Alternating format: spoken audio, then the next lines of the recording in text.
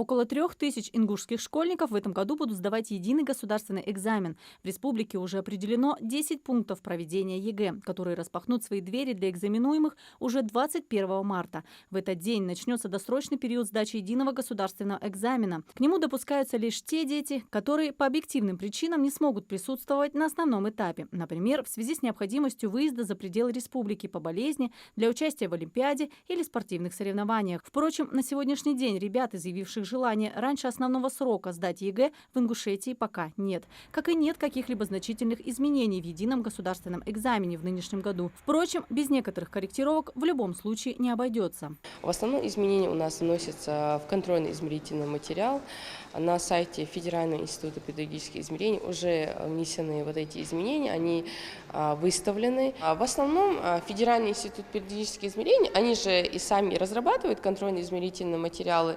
По окончании ЕГЭ-кампании они делают анализы, с какими заданиями в основном дети не справились, с какими заданиями им было сложно, какие задания были легкие. Соответственно, они вносят в те или иные контрольно-измерительные материалы, они вносят изменения. То есть какие-то задания они усложняют, какие-то задания они облегчают, какие-то задания они просто исключают из контрольно-измерительного материала.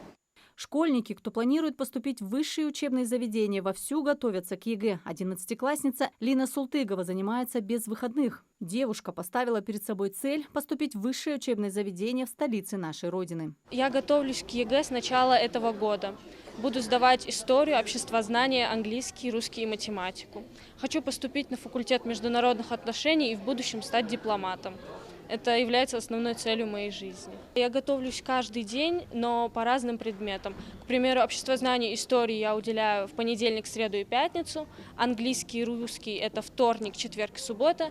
И воскресенье у меня полностью для математики. После завершения досрочного этапа ЕГЭ стартует основной, который пройдет с 23 мая по 23 июня. 3 и 4 июля выпускники текущего года смогут пересдать один предмет. Также дополнительный этап в сентябре состоится для выпускников этого года, кто не смог сдать государственную итоговую аттестацию в основном этапе. Они смогут сдать 2 основных экзамена и получить аттестат. В прошлом году в Ингушетии единый государственный экзамен сдавали более 3000 школьников. 11 из них стали 100-бальниками. Очевидно, что самой сильной стороной школьников республики является химия.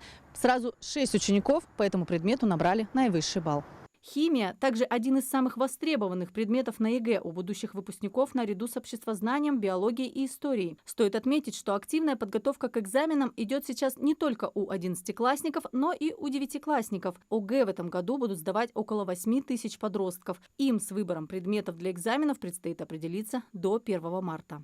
Я сдаю общество и физику. Мы готовимся по дополнительным занятиям в школе. Специально для ОГЭ.